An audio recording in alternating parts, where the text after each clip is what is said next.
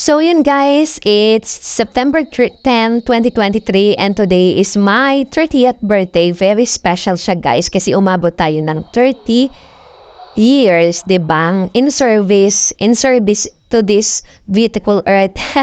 So yun, papunta kami sa isa sa pinakagusto kong puntahan talaga at ni-refer din to sa akin ng kasamahan ko sa work. Ito yung Regina Rica sa Tanay Rizal. So habang naghihintay kumakain muna kami dito ng mga fashion nuts and nanood din kami ng Netflix para mawala yung aming boring, 'di ba? Yung aming pagiging bored. So yan na dumating na yung mga kasama namin at sila yung maghahatid sa amin papunta doon. And natutuwa ko dahil very supportive ng mag-asawa na ito.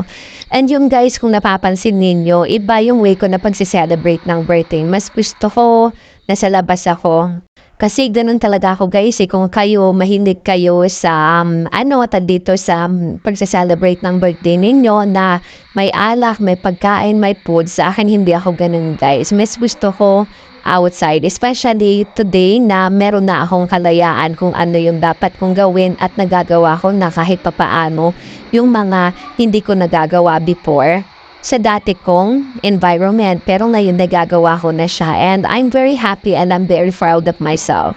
So, yun nga, back tayo dun sa topic natin. So, ganun talaga. Mas gusto ko talaga guys na nasa labas ako, nagsa-celebrate ng birthday at mas na-feel ko siya at na-appreciate ko siya, especially pag pag nagbibisita ng mga simbahan, gustong-gusto ko yan at magdadasal lang ako. And syempre very excited ako, even very quiet ako during our travel. Yun, di ba? As you can see, open yung window namin, napipil talaga namin yung hangin from the outside, even yung sun rays, talagang feel na mga balat namin. So, for me, talaga to, mas gusto ko yung ganitong travel kasi ako meron din akong kahit papaano ay allergy sa amoy ng kotse, especially pag naka-aircon, tapos yung air condition or yung scent ng sasakyan, hindi talaga ako okay doon kasi nasusuka ako.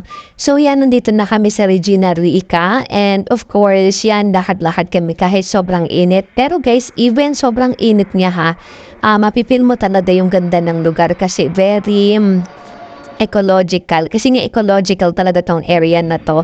And yun, yung mga tao dito or yung namamahala sa lugar na ito, talagang kinikip nila or talagang ini-embrace nila yung pangangalaga sa nature. Kasi may mga, dito, may mga place kung saan may mga halaman, may mga hayop. Yung ecological zone din talaga siya. And yun guys, as you can see naman, nakita yung statue ni Mama Mary na sobrang laki. And iyan talaga yung isa sa mga dinadalaw dito.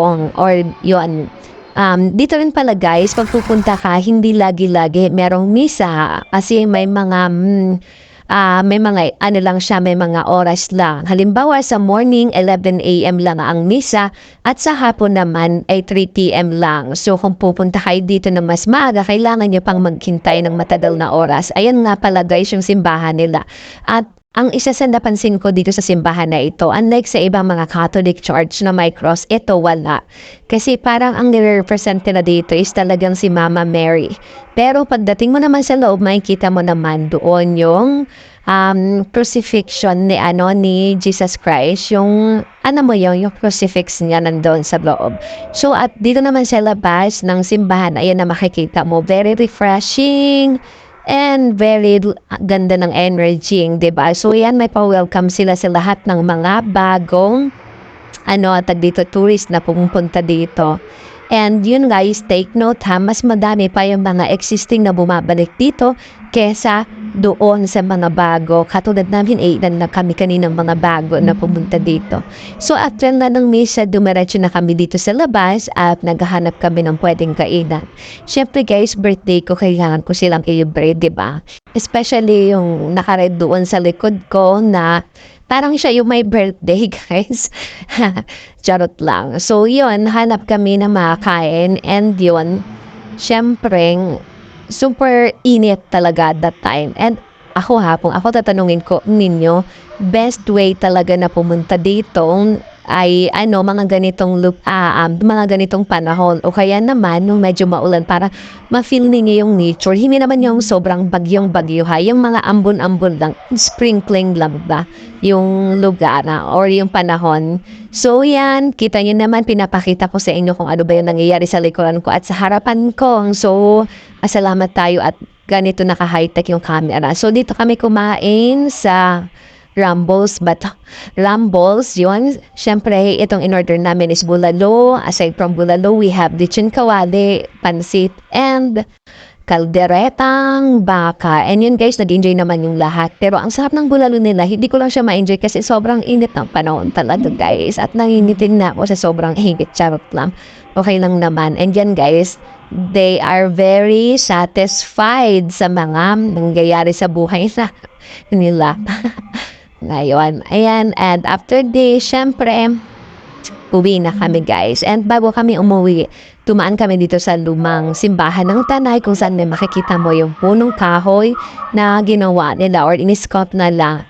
Sobrang ganda ng sculpture na ginawa nila dito sa kahoy na nakatayo. Ito yung pinaka-landmark talaga ng lugar. And yun lang guys, and thank you for watching. Bye-bye!